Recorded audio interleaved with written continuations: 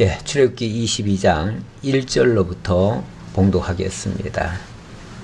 사람이 소나 양을 도둑질하여 잡거나 팔면 그는 소 한 마리에 소 5마리로 갚고 양 한 마리에 양 4마리로 갚을지니라. 도둑이 뚫고 들어오는 것을 보고 그를 쳐 죽이면 피 흘린 죄가 없으나 해 돋은 후에는 피 흘린 죄가 있으리라. 도둑은 반드시 배상할 것이나 배상할 것이 없으면 그 몸을 팔아 그 도둑질한 것을 배상할 것이요, 도둑질한 것이 살아 그의 손에 있으면 소나 낙이나 양을 막론하고 갑절을 배상할지니라. 아멘. 예. 오늘은 지금 방금 읽어드린 말씀 요 4절 가운데도 배상이라는 용어가 많이 나왔네요. 배상하라, 배상하라, 배상하라. 모든 율법의 기본은 행한 대로 갚으랍니다. 행한 대로 갚아야 되니까 갚으려면 배상을 해야지요. 그런데 그 행한다는 것이 경우마다 다 다르기 때문에 그래서 배상하는 내용도 조금씩 다 다릅니다.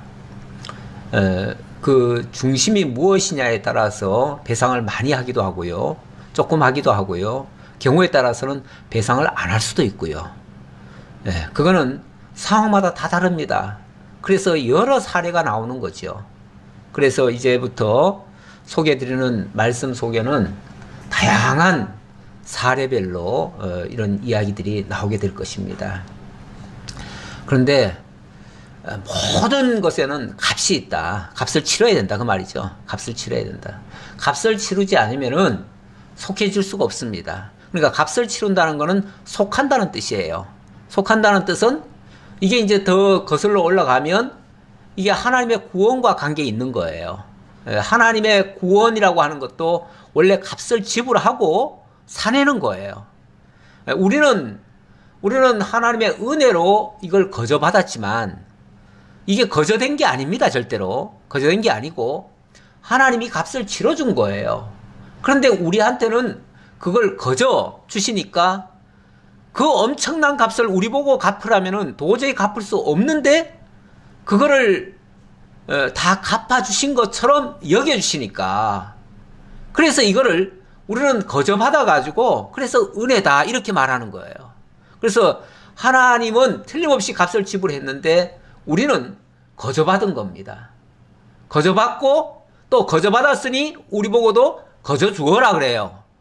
너희는 거저받았으니 거저 주어라.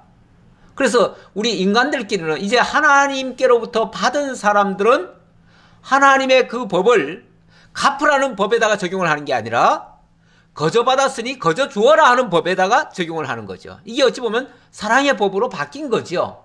그 율법이라고 하는 게 원래는 행한 대로 갚으라예요. 행한 대로 갚으라인데 그 행한 대로 갚으라는 걸 우리 보고 하라고 하면 우리는 지금도 계속해서 끊임없이 갚아야 돼요. 그래서 사람들 간의 관계로만 이걸 내어버려 두면 사람 간에는 계속 갚고 또 형벌하고 계속 값을 치르는 일을 계속 해야 돼요. 그러려면 제가 지난주에 잠깐 그 얘기를 했는데, 그러려면은 이 예배당 안에 진짜 형틀이 하나 있어야 돼요. 형틀이 있어가지고 매주 지난주가 무슨 일을 했는지 그거에 대한 값을 쳐가지고 값을 치러야 돼요.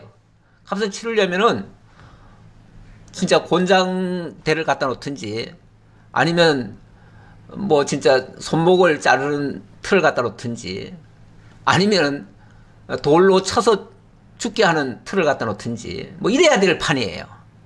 왜요? 행한 대로 갚으라고 하니까. 그런데 그걸 우리 주님께서 대신 갚아주시고 우리 보고는 너희는 은혜로 하나님의 사랑으로 하나님이 너희를 이렇게 사랑해 주셨다라는 것을 기억해서 깨닫고 우리끼리 너희끼리 7번씩 70번이라도 용서해 주어라, 이런 말씀으로 이게 바뀌어지는 거죠. 이게 이제 사랑의 법으로 바뀌어지는 거예요. 그러니까 율법이라고 하는 그 자체가 없어진 건 아닌데 그것이 우리에게는 사랑의 법으로 바뀌어져서 적용이 되어지는 거예요. 그래서 이 율법을 우리가 읽을 때에 그냥 나에게 주시는 다이렉트 말씀이라고 생각하고 아 이렇게 주셨으니까 이렇게 행해야지 이렇게 볼 게 아니라 이렇게 하라고 하셨는데 그리스도께서 이렇게 해주셔서 그 그리스도의 은혜를 입은 우리가 이제 이렇게 살아야 되겠구나라고 바뀌어져야 돼요. 그러니까 중간에 그리스도가 들어가야 돼요. 그리스도가 안 들어가면 바로 우리를 죽이는 법인데 그리스도가 중간에 있으면 이게 하나님의 은혜의 법으로 바뀌어져요. 사랑의 법으로 바뀌어져요. 그래서 율법은 이거를 하나님과 우리 관계로 아니 우리와 우리 간에 다시 말하면 율례는 사람 간의 윤리 문제로 이해하면은 이건 계속 오해가 되어집니다. 그런데 율례 이 중에 그러니까 사람과 사람과의 관계 속에서의 율례를 이해하지 말고 사람과 사람 그 위에 하나님이 계심을 인정하고 나아가야 돼요. 그걸 인정하지 않으면은 이거는 우리가 절대로 될 수가 없는 풀 수 없는 문제가 됩니다.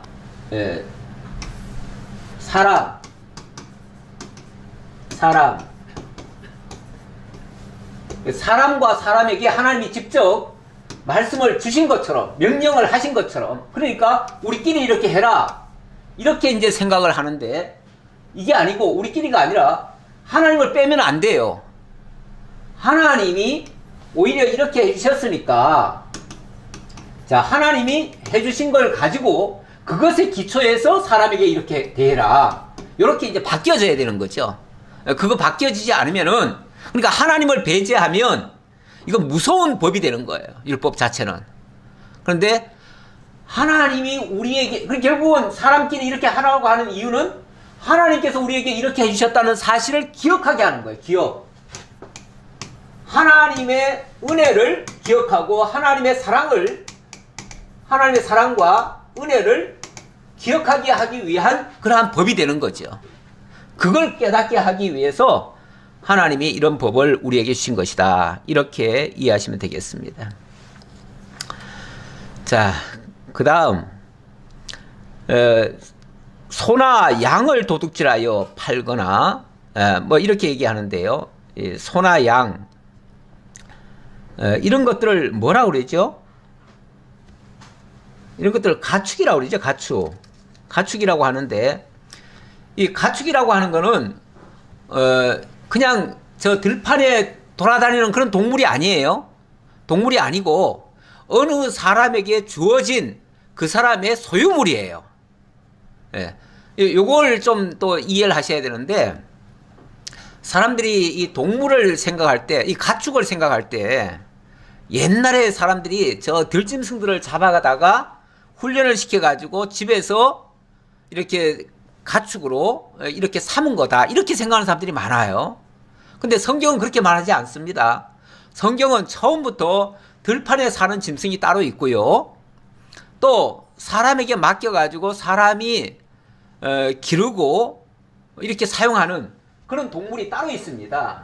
그래서 그거를 이해하지 못하면은 그것도 또 큰 오해가 되는데 그래서 성경에는 뭐라고 가축에 대해서 얘기하는가를 잠깐 한번 살펴보고 넘어가려고 합니다. 여기 보면 창세기 1장 25절에 하나님이 땅의 짐승을 그 종류대로 가축을 그 종류대로 이렇게 얘기합니다. 그러니까 짐승은 짐승대로 그러니까 동물은 동물대로 따로 하고 가축은 그 종류대로 이렇게 하나님이 따로 지으셨다는 걸 말씀하시고요.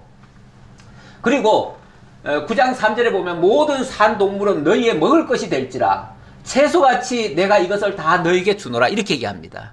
다시 말하면 가축이라고 하는 것은 하나님께서 각 사람에게 소유로 주신 거예요. 소유로 주셔가지고 그것을 물론 길러도 주지만은 그걸 또 이용도 합니다. 그래서 그 가축을 가지고 농사를 짓는데 사용도 하고요. 그리고 그 가축을 통해서 그걸 가지고 재산 증식도 할 수 있고요. 또 경우에 따라서는 그걸 또 내가 잡아 먹을 수도 있어요. 왜냐하면 그걸 식물로 지었다고 하잖아요. 식물로. 채소같이 동물을 가지고 너희 먹을 것이 될지라 채소같이 내가 이것을 너희에게 다 주노라 그랬어요.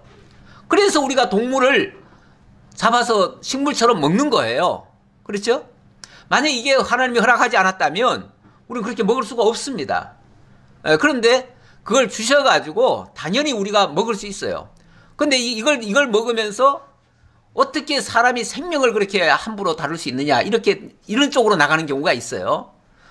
소위 말해서 굉장히 윤리적인 사람들이 그런 생각을 해요. 그러는데 하나님이 이거는 다 식물로 주신 거예요. 주신 거기 때문에 우리가 먹는데 하자가 없고요. 당연히 먹어야 돼요. 우리가 먹도록 하나님이 주셨어요. 그러니까 이걸로 재산화도 할 수 있어요. 왜 제가 이 말을 하냐면 이거를 어떤 소유물 개념으로 이해를 해 주셔야 된다 그 말이죠. 안 그러면 동물은 그야말로 저 들판에 돌아다니던 건데 내가 취했다고 해가지고 그거 잡았다고 해가지고 그것도 없앴다고 해가지고 왜 그거를 책임을 물어요? 하나님이 이것도 재산처럼 나눠주신 거예요. 하나님이 이 세상의 모든 것들을 사람에게 필요한 용도대로 나눠주셨어요. 이걸 분정해 주셨다고 그래요. 분정해 주셨다. 하나님이 분정해 주신 거, 그것을 기억하려면 하나님이 분정해 준 거를 함부로 옮기면 안 돼요. 나중에 보면 이 지계표라는 게 있잖아요. 그래서 지계표도 절대로 옮기지 못하게 해요. 지계표도 옮겨도 안 되지만 각 사람에게 나눠준 그 동물도 가축도 옮기면 안 돼요. 그러면은 그건 하나님이 나눠준 것 그 자체를 부정하는 꼴이 돼요. 그래서 단순히 이 사람의 재산을 왜 네가 훔쳐가냐, 훔쳤으니까 그 벌 받아야 된다, 이런 차원이 아니고, 이 남의 재물을 훔쳐간다고 하는 거는 하나님이 분정해 주신 것을 부정을 하는 꼴이 되는 거예요. 그래서 그 차원에서 우리가 이해를 해 주셔야 된다 그 말이죠. 그래서 우리가 소유물, 제가 소유물을 이제 강조하는 겁니다. 그러니까 가축도 그 소유물 중에 하나예요.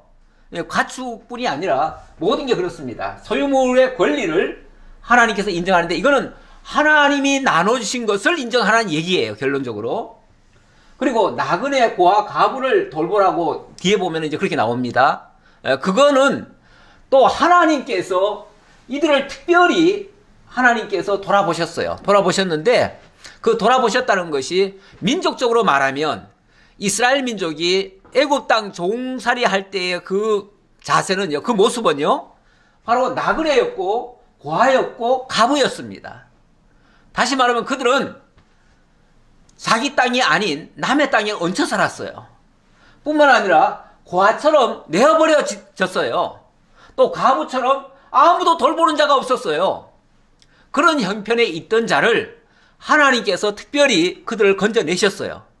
건져내셔서 너는 내가 너와 함께해. 그러니까 너희들은 나그네가 아니야, 더 이상. 너희는 더 이상 고아가 아니야. 내가 너희 아버지가 되어줄 거야. 더 이상 너희는 가부가 아니야. 내가 너희 남편이 되어줄 거야. 그래서 하나님이 이스라엘 백성들의 진짜 한 가족처럼, 아버지처럼, 남편처럼 그렇게 해주시는 분이심을 기억하게 하려니까 이 세상에 있는 나그네 고아 가부를 무시하면 안 된다. 그들을 배척하면 안 된다. 그 얘기예요. 내가 너희를 그렇게 하지 않았느냐. 그러니까 이렇게 하라고 하시는 말씀 이면에 내가 너희를 그렇게 했다. 너희가 원래 그런 자였다. 이렇게 얘기하시는 거죠. 그러니까 이 율법이라고 하는 것이 결국은 우리끼리의 삶의 윤리를, 사람 간의 윤리를 설명하는 내용이 아니고, 그걸 명령한 게 아니고, 하나님과의 관계를 깨닫게 하기 위해서 사람 간에 그런 일을 하라는 거예요. 사람 간에 그런 일을 할 때 왜 그렇게 해야 돼요? 하나님이 너희를 이렇게 사랑했잖아. 하나님이 너희를 보호해 줬잖아. 이거 기억하게 하려고요.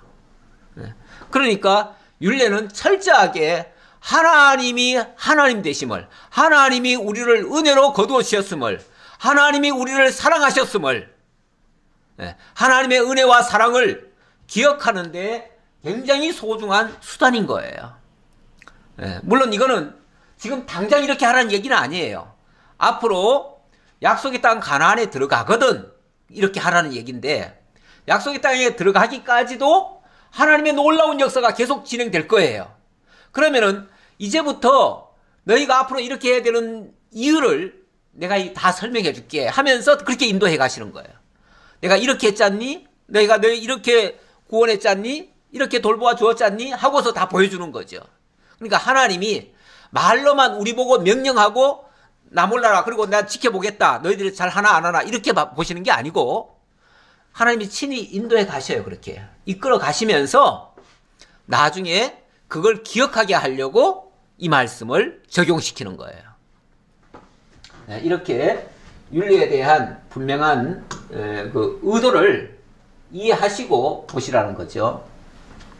자, 그러면 이제 본론에 들어가서요. 본론에 사람이 소나 양을 도둑질하여 잡거나 팔면 그는 소 한 마리에 소 5마리로 갚고 양 한 마리에 양 4마리로 갚을지니라. 소는 5마리를 갚아야 되는데 양은 4마리로 갚으라네요. 다시 말하면 소는 큰 도둑질이죠. 만약 도둑질했다면은 양은 조그만 도둑질이죠. 이제 큰 도둑질이면은 거기에 따르는 부과되는 그 배상하는 것도 더 커요. 예, 더 커요. 그러니까 작은 범죄는 작게 배상을 하게 하고 큰 범죄는 크게 배상을 하게 해요. 만약에 이런 원리대로 말한다면은 노블리스 오블리주라고 하나요? 그러니까 어떤 받은 게 많은 사람에게는 책임도 그만큼 많이 지워요. 그러니까 예를 들어서 정말 배고픈 사람이 남의 것을 진짜 3일 굶어가지고 담장을 넘어서 그거라도 먹고 살겠다고 담장을 넘은 사람이 있고요. 아니면 어떤 사람은요, 수천만 년 먹을 게 있어요. 있는데 그걸 더 불리려고 어떤 악행을 해가지고 아주 교활한 방법으로 사람들을 속여가지고 더 많은 일을 저질렀어요. 그러면은 어느 걸 더 크게 봐야 되겠어요? 당연히 크게 사기친 사람, 크게 도둑질한 사람의 죄를 더 크게 물어야지요. 그리고 정말 어찌 보면 불가피해 보이는 것은 조금 법이라고 하는 것에도 원래는 눈물이라는 게 있어요. 예. 약간은 동정이라는 것이 있어야 되는데 세상은 그렇지 않습니다. 가끔 뉴스에 그렇게 나와요.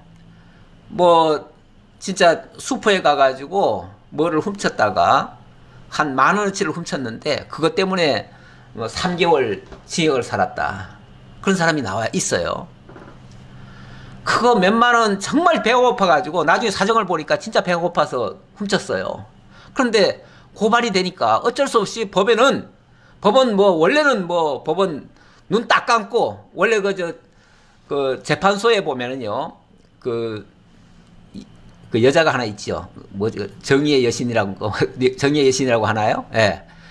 그 여자가 그 저울을 딱 가지고 있는데 눈을 감고 있습니다.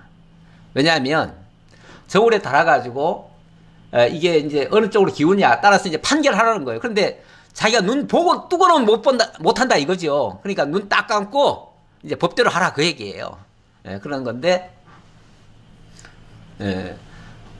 그런데 이게 가만히 보면은 그 작은 죄에 대해서는 엄중하게 그냥 엄격하게 원칙대로 한다고 그렇게 법을 적용하면서 뭐 수천억씩 수백억씩 해먹은 사람들은 보니까 나중에 별거 아닌 것처럼 웬만하면 그냥 조금 그냥 벌금 조금 내고 그냥 말든지 아니면 거의 다 집행유예로 나오든지 다 그러더라고요.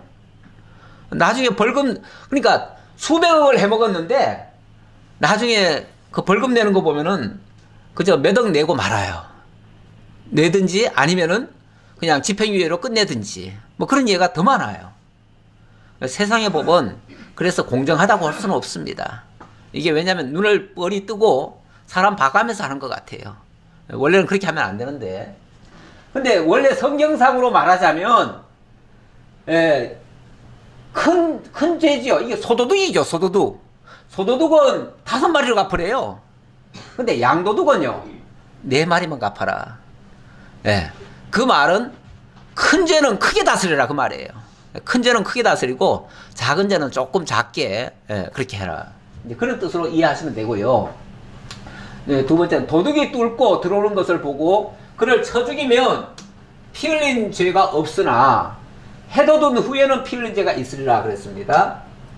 예, 도둑이 뚫고 들어온다는 말은 이거는 한밤중에 갑자기 깜깜한데 갑자기 도둑이 쳐들어온 거예요. 근데 이거는 뭐 어떻게 누군지 파악도 하기 전에 일단 도둑이 들어와가지고 위협을 하니까 그때는 어떻게 합니까? 일단 방어를 해야 되죠. 자기 방어를 해야 되니까 방어하기 위해서 뭘 휘둘렸는데 그 사람이 죽었어요. 그런 경우 어떻게 해야 됩니까? 그런 경우는 죄가 없대요. 피 흘린 죄가 없대요. 그건 정당 방위가 되는 겁니다. 그런데 해도 든 후에 해가 돋았어요. 누군지 알아요. 예. 그런 경우라면은 그거는 얼마든지 방어할 가능성도 있고요. 또 아니면은 뭐 말로 하든지 뭘로 하든지 자관 어떻게 조치할 수가 있어요. 다시 말하면 해를 가하지 않고도 제압할 수 있는 방법도 있을 수 있고요. 어쨌든 해도 든 후라고 하는 말은 이건 뭔가 깨닫고 또는 충분히 방어할 수 있을 때를 얘기하는 거예요. 그런데도 불구하고 만약에 죽였다. 그렇다면 이거는 피 흘린 죄가 있으리라. 이것도 뭐 2, 3년 전인가 아마 이런 예가 한 번 있었어요. 예, 밤에 누가 들어왔는데 쳤는데 죽었어요. 그런 일이 있었는데 나중에 형벌을 받더라고요. 예. 그 정당방위라고 아무리 주장해도 안 되더라고요. 너무 과도했다는 거예요. 죽이지 말고 적당히 좀 두들겨 패가지고 내쫓아도 되는데 죽이기까지 했다고. 예. 그래서 그러는데 근데 이거는 뭐 세상 법을 꼭 비교할 수는 없어요. 비교할 수는 없는데 좀 우리가 생각해 보자고 말씀드린 거고요. 이거는 이제 그러니까 모든 것은 상황이 다 달라요. 어떤 상황에서 했느냐가 중요하고 의도가 중요하고요. 죄라고 하는 것에도 의도가 굉장히 중요합니다. 예. 그리고 도둑은 기본은 이겁니다. 기본은 이거예요. 도둑은 반드시 뭐하라? 배상하라. 그러니까 반드시 어떤 경우에도 배상은 따라야 됩니다. 따라야 되는데 만약에 배상할 것이 없으면 뭐 도둑이니까 뭐 없을 수도 있죠. 그런 경우는 그 몸을 팔아서라도 그 도둑질한 것을 배상할 것이라. 몸을 팔아서 하라는 말은 결국은 종살이라도 하라 그 말이에요. 예.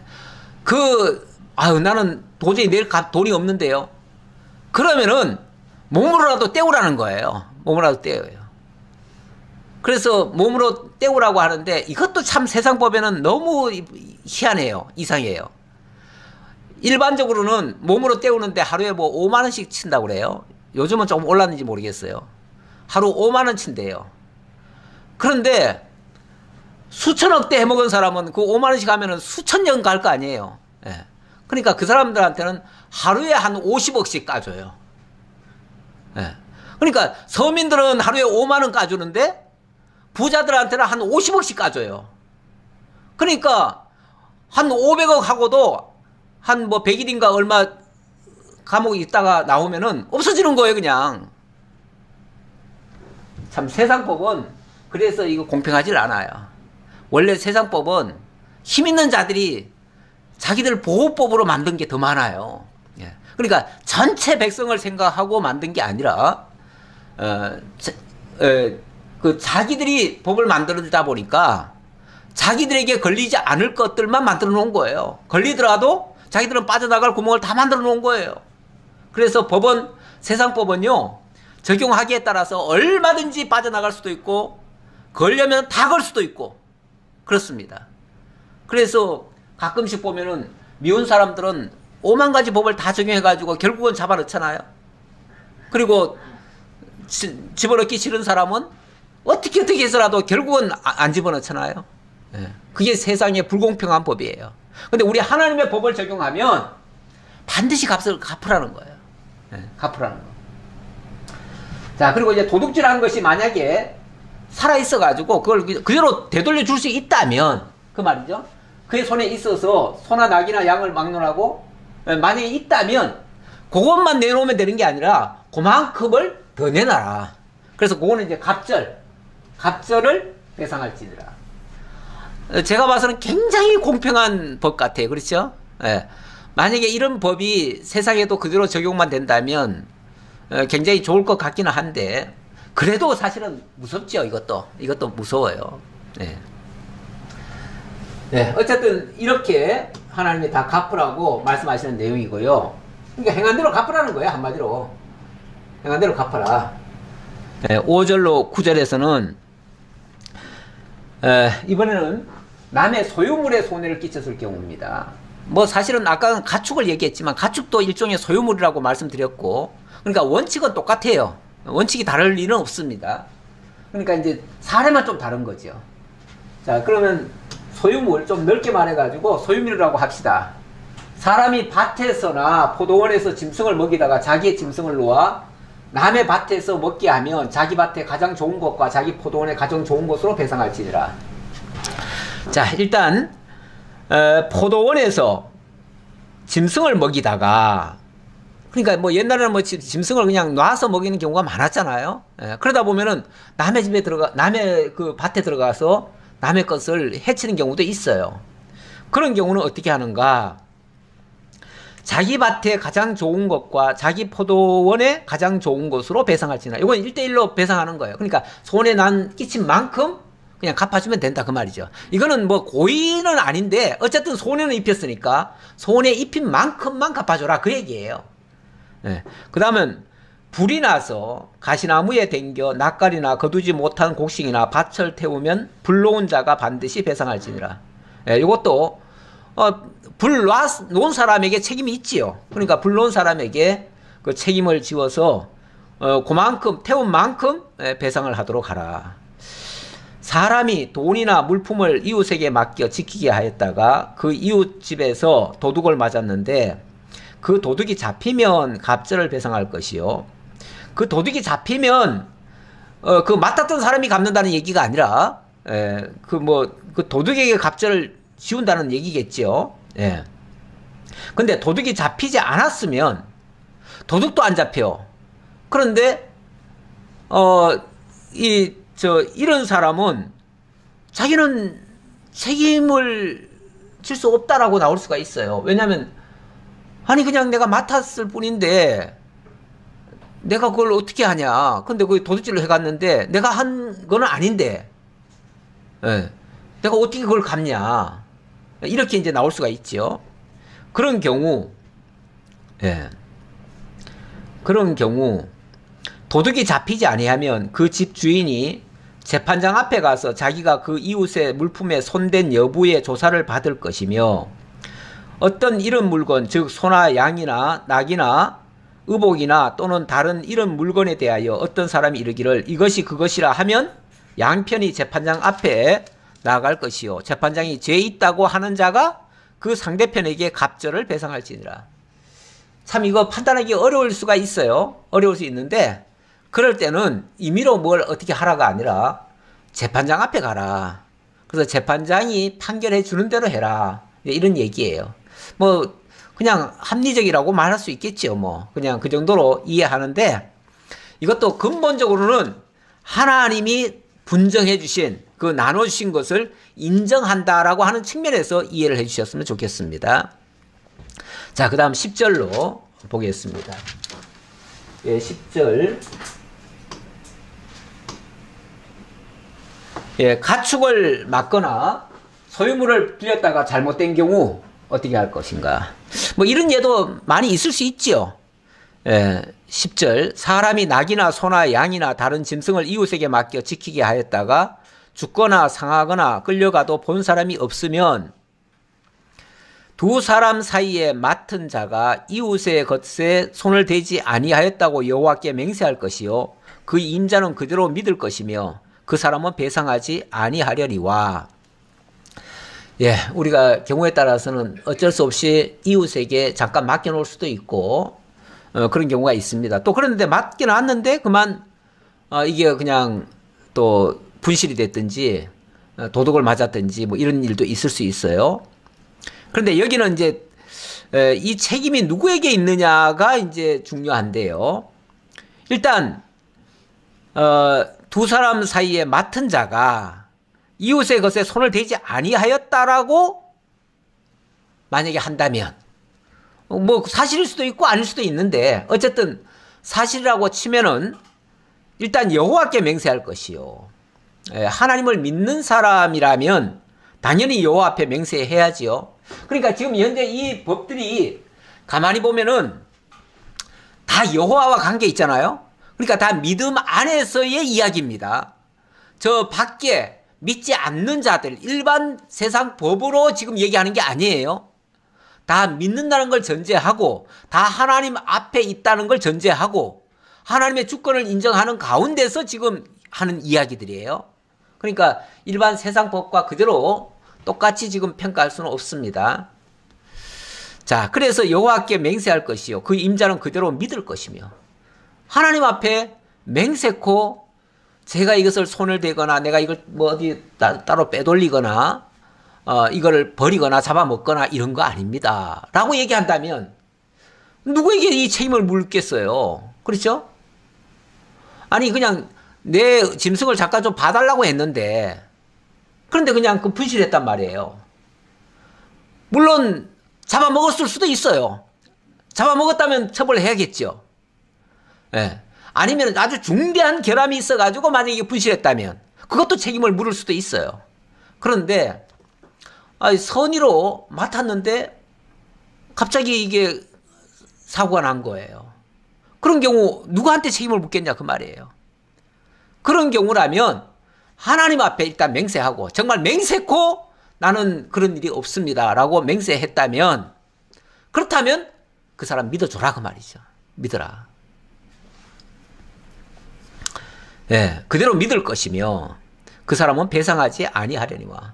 그거는 누구 잘못이라고 말할 수가 없다 그 말이에요. 잘못이 아니니까 그 사람에게 책임을 물을 수가 없으니까 그냥 하나님께 맡기고 이거는 없던 일로 해버려라 그 말이죠. 그런데 만일 자기에게서 도둑을 맞았으면 그 임자에게 배상할 것이며, 근데 자기가 분명히 맡았는데 맡아놓고 도둑을 맞았다. 도둑 맞은 게 확실하다. 그러면은 배상을 해줘야 된다. 그리고 만일 찢겼으면 그걸 가져다가 증언할 것이요. 그 찢긴 것에 대하여 배상하지 아니할지니라. 그러니까 뭐라도 증거가 있고 뭐가 하다면 그걸로 인정을 하고 그런 것도 없고 확실하게 누가 도둑 맞았다면은 사실은 그 도둑을 찾으면은 도둑한테 물리면 되지요. 근데 도둑을 못 찾았을 경우는 이제 맡았다고 하는 말은 이제 어느 정도는 자기가 그 책임을 부여받은 상태죠. 부여받은 상태니까 그 1대1로 배상해라. 이제 그런 뜻 같아요. 근데 이제 14절 보겠습니다. 만일 이웃에게 빌려온 곳이 그 임자가 함께 있지 아니할 때에 상하거나 죽으면 반드시 배상하려니와 임자가 그것과 함께 있었으면 배상하지 아니할지라. 만일 세낸 것이면 세로 족하니라. 그런데 이게 이제 예가 좀 다르죠. 어떤 예가 있냐면 빌려온 경우. 그러니까 이거는 어찌 보면 적극적으로 맡긴 경우고 이거는 빌려왔어요. 빌려왔는데 이게 문제가 있을 수 있어요. 임자가 함께 있지 아니한 때에 만약에 상하거나 죽으면은 그건 배상을 해줘야 된다 그 말이죠.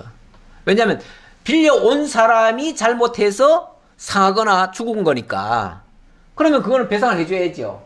배상을 해준다면은 지난번에 말한 것처럼 죽은 거는 내 소유가 되고요.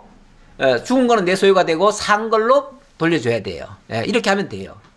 그런데 만약의 경우 자 임자가 왔어요. 와가지고 빌려 받았어요. 받았고 또 임자도 있는 중에 이게 무슨 일이 잘못됐어요. 죽었어요. 쉽게 말하면 임자도 보는 앞에서 죽었어요. 그러면은 임자와 함께 있었으니까 이 사람한테 세 낸 사람한테 책임을 미룰 수가 없다 그 말이에요. 그런 경우라면 배상하지 않아도 된다. 그런데 만약에 세를 낸 것이면은 그냥 세만 주는 걸로 끝내라 그 말이죠.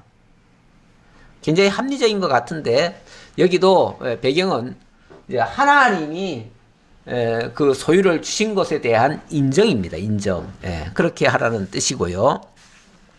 자, 그 다음 장면 16절부터 보겠습니다. 16절부터 보니까 약혼하지 않은 처녀를 깨워서 동침한 경우 이런 예도 있다고 하네요. 이거는 이제 일단 그 배상법하고는 조금 차원이 좀 다르긴 한데 뭐 제 성경에는 지금 도덕에 관한 법 이렇게 적혀 있네요. 예. 일단 사람에게 관계되는 얘기다 보니까 이제 그렇게 나오는 것 같습니다. 사람이 약혼하지 아니한 처녀를 깨어 동침하였으면 납폐금을 주고 아내로 삼을 것이요. 만일 처녀의 아버지가 딸을 그에게 주기를 거절하면 그는 처녀에게 납폐금으로 돈을 낼지니라. 요게 좀, 뭐, 납폐금이라는 단어, 일단 여러분들 이해가 잘 됩니까? 옛날에는 빅물이라고 그랬는데, 차라리 빅물이 더 이해가 나는 더 빠른 것 같은데, 납폐금 그러니까 좀 이상해요. 그렇죠? 그러니까, 폐물값, 그 말이에요. 폐물값. 예. 폐물값을 내라, 그 소리인데, 어쨌든, 납폐금을 주려네, 납폐금을. 예. 그런데 여기 보니까, 약혼하지 아니한 처녀를 깨어 동침했다. 이 처녀를 깨어서 동침했다는 이 표현이 나쁘게 말하면 속여가지고 어떻게 했다는 얘기로 들리기도 합니다. 그런데 이걸 이제 좋게 얘기하면 여자의 마음을 훔친 거예요. 그렇죠? 여자의 마음을 훔친 거예요. 그래서 마음을 사서 서로 그 마음을 주고받은 거예요. 그렇게 해서 만약에 데이트한 관계라면 이건 일방적인 강간이라고 볼 수는 없지요. 그러니까 이거는 사귐을 통한 합의적 행위라고 볼 수 있습니다. 비록 앞에 이제 단서가 있어요. 약혼하지 아니한 이런 표현이 있는데 이거는 사전에 서로 약정을 한 적은 없지만 그 말이에요. 사전에 서로 약혼까지에 이르지는 않았지만 그러나 이런 경우 어찌 보면 사후처리죠. 사후처리인데 약혼을 사전에 안 했지만 만약에 납폐금을 준다면은 약혼한 것과 같은 효력을 발휘하는 거예요. 그러니까 이거는 무조건 맞겠다라는 차원이 아니라 그것에 사실은 뭐 정상적으로 약혼을 하고 만약에 이런 데이트 관계를 했다면은 큰 문제가 안 되죠. 문제 자체가 삼을 수가 없지요. 그런데 이거는 약혼하지 않은 상태에서 이런 일이 발생하니까 이제 문제를 삼으면 문제가 됩니다. 문제를 안 삼으면 문제가 안 되는데 문제를 삼으면 문제가 돼요. 이런 경우는 정상적으로 납폐금을 지불을 한다면 그냥 약혼한 걸로 인정해줘라 그 말이죠. 그런 차원으로 이해를 합니다. 그래서 어떤 면에서는 그 남자에게 꾀인 죄가 있으니까 그 꾀인 죄값으로 쉽게 말하면 그 여자와 결혼해라 그 말이에요. 결혼해라 하고서 어찌 보면 의무감을 부여한 겁니다.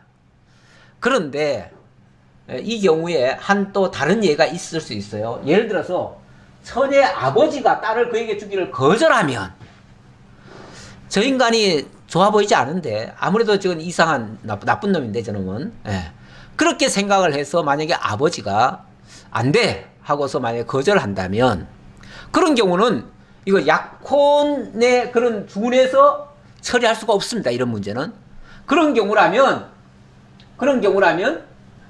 이미 그 여자는 어찌 보면 몸을 훼손당한 거예요. 그랬으니까 거기에 따르는 보속을 해야 되는데 보속을 하려면 그 처녀에게 납폐금으로 돈을 낼지니라. 그러니까 다시 말하면 보속금을 주라는 얘기예요. 보속금으로. 그래서 만약에 그 여자에게 들어간 돈이 있다면 그 돈은 절대 받으면 안 돼요. 그 여자에게 다 줘야 돼요. 왜? 그 여자를 이미 꿰어서 육체적인 그 피해를 입혔으니까 거기에 따르는 보속금을 지불을 해야 된다. 예, 이런 차원으로 이해를 하시면 되겠습니다. 우리 하나님께서 정상적인 남녀 관계를 통해서 건강한 자녀를 낳고 거룩한 가정을 이루기를 원하십니다. 그런데 이런 것들이 그렇지 않은 방법으로 이루어지는 것에 대해서는 사실은 엄격히 금하지요. 엄격히 금하고 그런 경우 이런 제약을 주는 그런 모습이라고도 볼 수 있습니다. 그래서 여자에게 입힌 상처를 남자에게는 경제적 책임으로 그 상응하는 경제적 책임을 일종의 그 물으라는 그런 의미가 되겠습니다. 자, 18절로 보겠습니다. 18절로 20절에 보면 무당이나 짐승과 행음한 자 그리고 우상 숭배자는 멸하라는 그런 말씀이 되겠습니다. 너는 무당을 살려두지 말라. 짐승과 행음하는 자는 반드시 죽일지니라. 여호와 외에 다른 신에게 제사를 드린 자는 멸할지니라. 예, 무당은 반드시 죽이라고 하네요.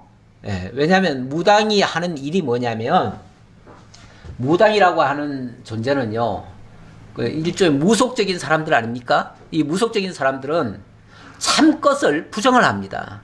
참된 것을 거짓 것으로 바꿉니다.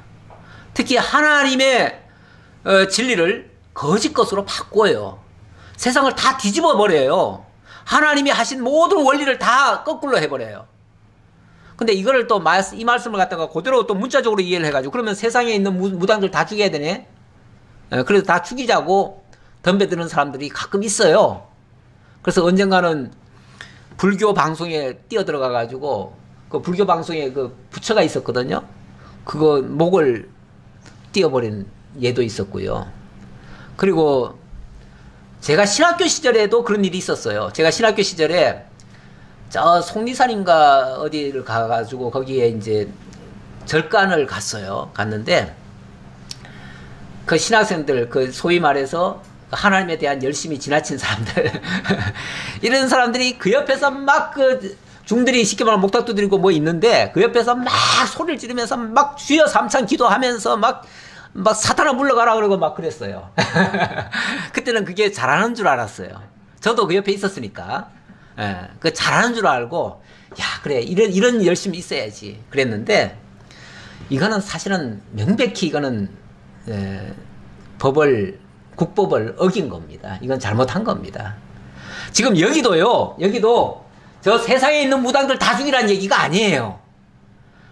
사실은 저 세상은요, 어찌 보면 우리 세계가 아니에요. 냉정하게 말하면. 예, 그거는 하나님께서 그들에게 맡겨놓은 거예요. 저 이방인들도 그냥 맡겨놓은 거 아니에요? 맡겨놓은 거고, 너희 안에 있는 무당들 죽이라는 얘기예요. 사실 우리 내부를 돌아봐야 됩니다. 우리 안에는 무당이 없는가? 저는 무당 너무 많다고 봅니다. 기독교 안에 무당이 너무 많아요. 하나님의 말씀을 거짓으로 바꿔서 증거하는 사람들도 너무 많고요.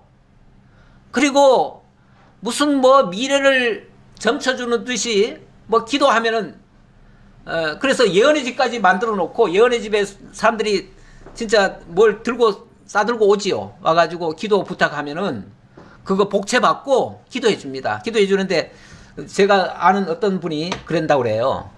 성경 딱 오면은요, 성경 덮어놓고 있다가 탁 펼친대요.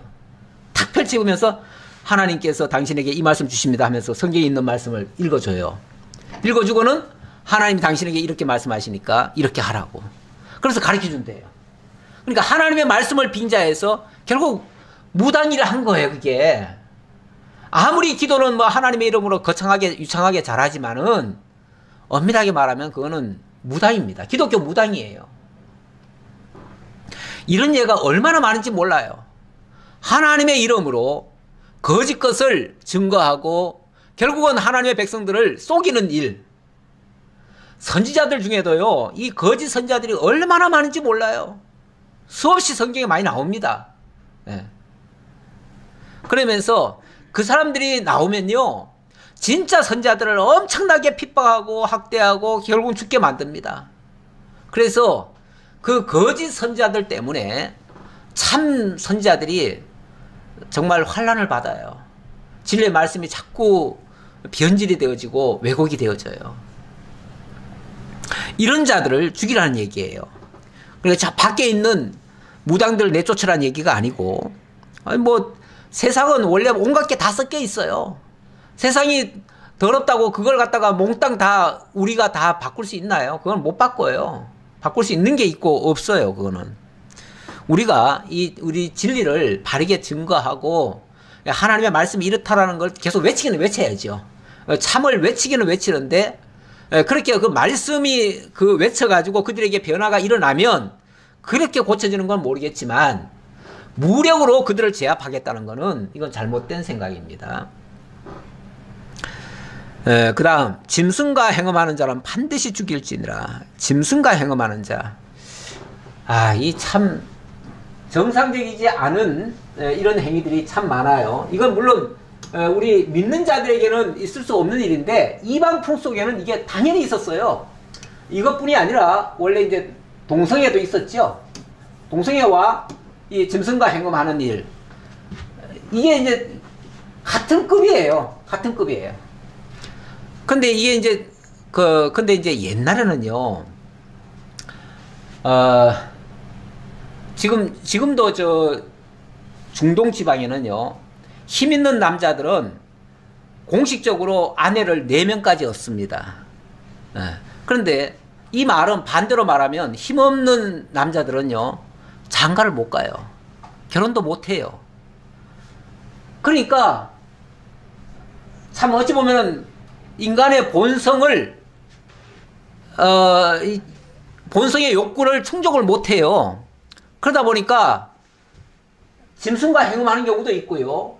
심지어는 남자들끼리 하는 경우도 있어요. 그걸 이제 남색한다고 이렇게 표현하죠. 우리 성경에 남색이라고 얘기했는데, 그냥 요즘은 이게 꼭 여자들에게만, 남자들에게만 해당되는 얘기가 아니라 여자들에게도 해당되니까 이제 동성애라고 이름을 바꿨는데, 옛날에는 남색이라고 그랬어요. 주로 남자들끼리 그런 짓을 많이 했어요.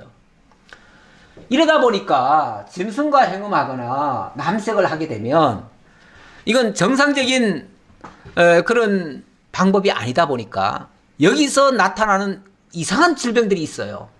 이거는 세상 사람들에게는 원래 보이지 않던 병이에요. 그런 병이 이제 후천성 면역 결핍증 이렇게 얘기하죠. 그러니까 후천성이란 말은 어떤 인위적으로 나타났다는 얘기예요. 인위적으로 나타났는데, 그러니까 사람이 비정상적인 행동을 통해서 나타난 질병인데 이게 이제 고칠 수가 없어요. 고치질 않아요. 이걸 이제 소위 이제 에이즈라고도 얘기를 하는데, 이런 병까지 이제 만들어져요. 이런 경우, 이거는 만약의 경우 이런 자들이 정상적으로는 결혼 생활도 못하죠. 못하지만은 혹이라도 만약에 그렇게 한다면은 이 질병을 다 퍼뜨리고 결국은 경건한 하나님의 자녀를 생산하는 일에 굉장히 큰 장애를 줘버리죠. 이 하나님이 생육 번성케 하는 일을 완전히 막는 일이 되는 거죠. 그래서 하나님의 백성들 안에는 만약에 이런 일이 발견된다면 이거는 완전히 제거해야 될 일이다. 이건 살려둘 일이 아니다 그 말이죠. 요즘은 자꾸 인격적 차원에서 이걸 접근하다 보니까 이 근본에 대한 해석이 잘 안 됩니다. 여호와 외에 다른 신에게 제사를 드리는 자는 멸할지니라. 여호와 외에 다른 신에게 제사를 드리는 자 멸할지니라. 이것도 결국은 이 하나님 안에서의 이야기입니다. 하나님을 믿는 백성들 사이에서 만약에 이런 일이 발생한다면 이거는 중대한 범죄가 되고, 이건 결국은 하나님을 떠나게 만드는 겁니다. 우리를 애굽 땅 종되었던 집에서 다시는 이런 이방적 요소들을 행하지 말라고 우리를 자유인으로 만들어 놨는데, 결국은 또 이런 것들을 살려두거나 무당을 살려두거나, 무당이 결국은 잘못된 걸 가르쳐가지고 이런 잘못된 짓을 하거든요. 그러니까 원흉은 어찌 보면 무당이에요. 무당인데 이 무당을, 그래서 우리 기독교에서는 굉장히 사실은 경계를 해야 됩니다. 이게 이제 무당이라고 하면 한 사람이고요. 그 무속적 행위라고 하면은 이와 유사한 모든 일들이 다 문제죠. 결국 하나님을 떠나게 만드는 결과를 만들기 때문에, 그래서 이건 굉장히 문제가 된다 라는 얘기가 되겠습니다.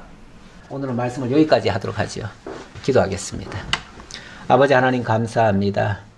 하나님이 저희에게 여러 가지 율례를 주셨지만 상황마다 다 다르다는 것을 저희들에게 일깨우시고, 무엇보다 이런 율례들이 사람과의 관계 문제가 아니라 하나님과의 관계를 바르게 깨닫고 하나님과의 관계를 바르게 정립하기 위해서 주시는 법임을 다시 한번 깨달았습니다.